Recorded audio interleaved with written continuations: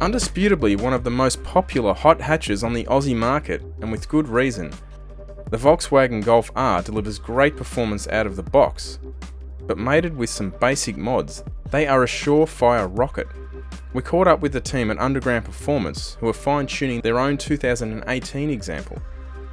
In stock trim, these cars will put out around 230 wheel horsepower, but with around 15,000 Aussie dollars invested, that figure jumps to over 400, which equates to a sub 3 second capable 0 to 100 km/h time and a 10-second quarter mile, all still on pump fuel.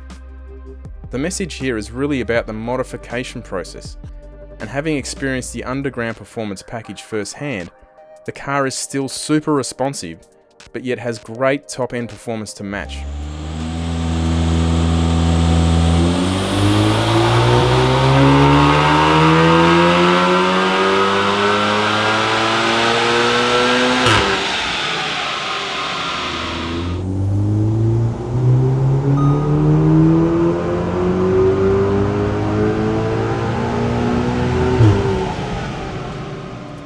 So Alex, this Golf clearly isn't standard, is it? Not quite, no. But it's as close to standard as it can be for stage 3. Yeah. What we want to do is find a way of setting up effectively a standard car and give someone a little bit more performance than they'll get from kind of your standard bolt-ons. So this one's stage 3. So it's still, unlike a lot of, I guess, cars making good power, this is still on regular unleaded. Yeah, this one's on 98. That's because the majority of our audience is just going to be running 98. Yeah. This is a daily car for a lot of people. So, you know, the good thing about the Volkswagens and Audis at really the 4-cylinder level is that people drive these every day. There's something that they can get past the wife. There's something that they can afford to run. It's something that's good for day-to-day, good for the track. It's a great platform. You know, a few bolt-ons and, you know, you can effectively get the car well under 4 seconds to 100. And if you're willing to change a turbocharger, then, you know, you can get the car up to 300 kilowatts or beyond. So what would they make with the factory turbocharger?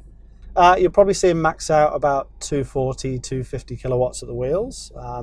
Nice bit of torque. The standard turbos are a little bit brittle. So, yeah, we tend to try and taper the boost off, and because we've got a dyno, we can concentrate on ignition timing and make them nice and punchy and deliver power to redline. But yeah, some people just want more. So that's where something like this comes in. So what turbo is this running as a comparison? This one has the infamous Turbo Technics V5. So it's a bespoke product for this engine. It's not, say, like a GTX that's been adapted with a fitting kit. This turbocharger was developed for this engine in Europe. So we've seen quite a bit of success from this unit. There's been some viral videos based on it. But the most important thing is that it spools well. You've got a big turbocharger, delivers high horsepower, but it'll make boost at, you know, 3,300 RPM and hold that all the way through to redline. And if you do want to build the engine, want to go further, change the fuel system, E85, then yeah, you can get quite a bit more out of it. So we do like them. So you were saying earlier you've had one of these, a similar sort of package on 98 run into the 10s? Yeah, look, we've had a lot of success with this kind of format in Sydney. Really, it's a timing thing more than anything. They've got a good track up there. The team that's put it together, our kind of sister dealer, Pacotech, they really know how to set a car up. I'd say we've probably focused a little bit more on the development side, so we've done a lot of software we've delivered over to them. But I think this year we're going to have a crack at it and try and get this one down the drags and a few other cars as well. The turbochargers are starting to flow in the country. Yeah. We're not just selling them to our dealers, but we're selling them to others. And really, we just want to see forward development from the platform.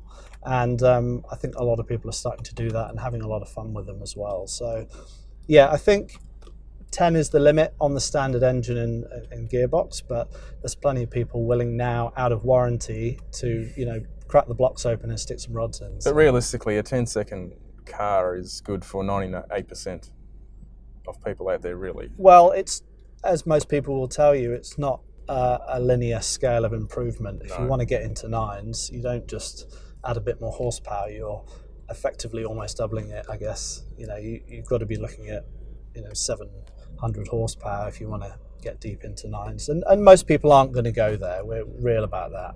So just to back up, this isn't like a mail order tune, I guess you could say. A lot of people running European cars in Australia. This is actually a tune done in-house by you guys? Yeah, look, it's something that we've developed. The Mark 7, the pre-facelift cars, and the pre-facelift S3s, we developed that one about 6 months ago. That one's been running really, really well. The facelift cars are a little bit different. The gearboxes are different. The ECUs are different. So we've pretty much only just finished development on that one. So yeah, look, we deliver our calibration to the customer with that hardware on the car, and then we'll optimize that. We'll look at ignition timing, how it handles the boost, but it's been pretty repeatable, and we only generally have to make minor changes. But the customer knows what they're getting, they can see what it's doing, they know it's safe, and it gives them confidence and involvement in the experience rather than just flashing something in and giving it back to them. So yeah, we're really happy with the kind of process that we follow, and our customers are as well. And you were saying the DSG gearboxes are quite strong. They'll put up with a fair bit. The earlier ones, yeah, you're kind of pushing your luck a little bit on the clutches. So we turn up the clamping pressure. It can affect the drivability a bit, but they can hold up to around 300. But they won't last a great deal of time, especially if you're doing a lot of track work, a lot of strip work. So the newer boxes have been a lot better. They're effectively a mini version of an RS3 gearbox. This is the DQ381. The clutch plates are a little bit bigger and they do hold a bit more. So we've seen up to 550 to 600 horsepower on some of these, but people are starting to change the clutches as well because they are pushing them a lot harder. So. Oh, I didn't realise you were saying the current model, they don't sell a 3-pedal version in the Golf R now. They've just stopped, which is really, really sad. Look, most people that are trying to do this kind of thing are keen on the DSG. Even if they are traditionally manual drivers, they realise the DSG is so much faster. It is, isn't it? And it's the way it's gone. So look, if you embrace the tech, you can get a lot back from it. But if you just care about kind of driving dynamics and having a bit of fun, then yeah, you probably aren't going to visit the strip. So yeah. That's not to say there's plenty of other people in different categories still doing great things with manual, but yeah, it's definitely the favourite for this platform is to go DSG. So apart from the turbocharger, what else have you done to this? Look, it's got standard bolt-ons, intake, intercooler, downpipe. It does have a catback exhaust system on it as well. We have looked at the fuel system. We do it not because we desperately need to, but we just want to keep an eye on the fuel pressures, make sure we're not dropping the rail pressures on the low or the high side. Standard injectors, but yeah, look, you are starting to push the fuel source quite hard.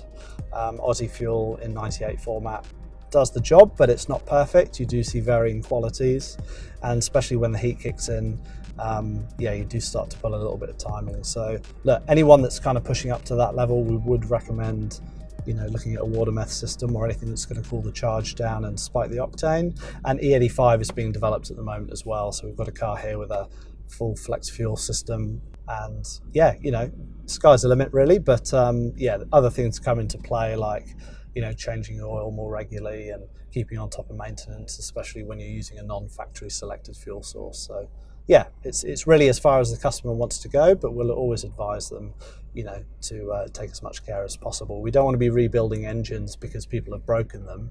We want to do it because they want to go further. Yeah, that's a good point. So what sort of boost can you run on, on unleaded?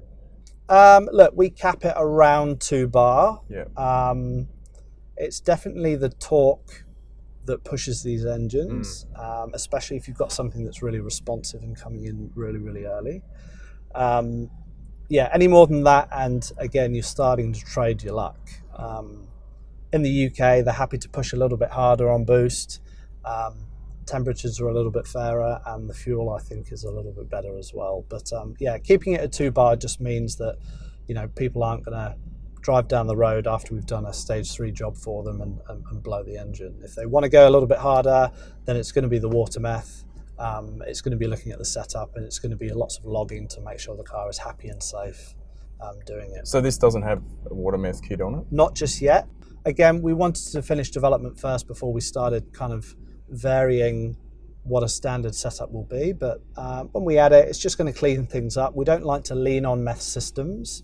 You know, if that nozzle clogs or stops delivering, or you run out and you've got a system that's wound up on the timing, then, you know, it's going to be one bad pull and that's the end of the engine, and we're just not going to do it. It's not somewhere we're happy to go. So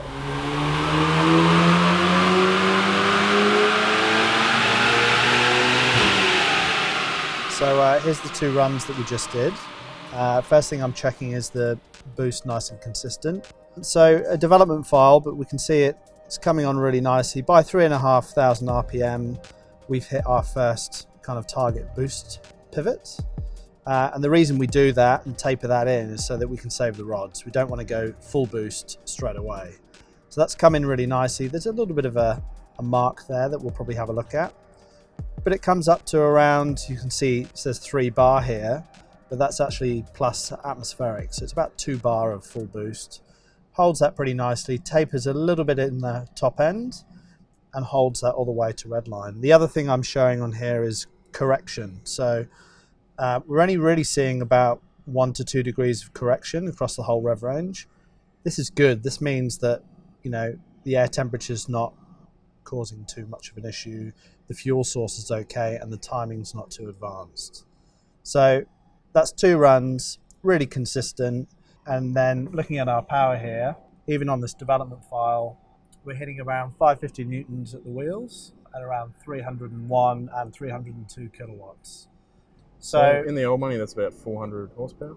No, it's actually approaching around, 500 at the crank. So I guess the crank, I could say, yeah, around about 400 at the wheels. So yeah, look, I'm pretty happy with that. As a road file, great. If we want to push it more, I'd probably look at the boost control on the top end, sorting out these little indifferences here, and then, you know, if you did want to chase a little bit more, you could maybe put more timing into it, but you really have to cater for the lowest common denominator. If you get a bad fill of fuel, get a really, really hot day, or some kind of event, that's just going to cause engine damage, and you're really not going to see the gain from, you know, pushing on that too hard. You were saying before, I had no idea that the intercooler does not sit in front. No. Like, I guess, most cars you see? Yeah, you get a lot of people moving into the kind of VAG scene and they go, well, I've got to add a front mount, but actually it doesn't mount at the front. You've got the air condenser for the AC, and then you've got this nicely sandwiched intercooler that sits in the middle. So it's a real pain to get to because you've got to take the bumper off, the crash bar, headlights, and then you slot that in. But it is an OEM location, it fits really well. And yeah, they're pretty efficient engines. So as long as you can keep on top of the kind of intake charge and keep the timing down, they run really, really well. They're really smooth. What sort of intake charge would you see on that, on unleaded, at that boost? We're at about 21 ambient indoors here. We had the fans blowing on it, so just below that. This run probably didn't exceed about 35 to 40 degree intake temps. Okay, yep. Obviously, if you're going to add meth, you can get that charge down. One thing that we're trying to develop here is, sure, you'll take out ignition timing when the temperature goes up, but actually we're trying to do the inverse, where we'll add ignition timing if the temperature comes down. So when you add a meth kit, you get real benefit, exponential benefit, and if it's not running, it's still safe. So obviously if you've got the meth kit in and there's nothing in it, the computer compensates for that? Yeah, look, we don't like to do dependent systems. It's just not safe on road cars. As much as we love a lot of our customers, you know, you can't trust everyone to keep an eye on things to that level. We've got a couple of cars here running meth kits, and we have a kill switch under the dash. We set it up to, you know, come on progressively, but they'll get an alert, a pop-up when it's running low. But ultimately, we just don't like using them as dependent systems. We just have them as a bit of a cover, just to make sure everything stays tidy. And look, you know, if people want to run better fuels, then that's a better system, because you're going to run out of fuel before you run out of octane. So 100%. Oh well. Thanks for giving us a bit of insight in the old Golf Rs. I give them a little bit of grief on some of our videos, but All right. I know they're a very good thing. Yeah, look, they're pretty capable. We love them, so we'll keep tuning them. Awesome. Thank Cheers. you very much.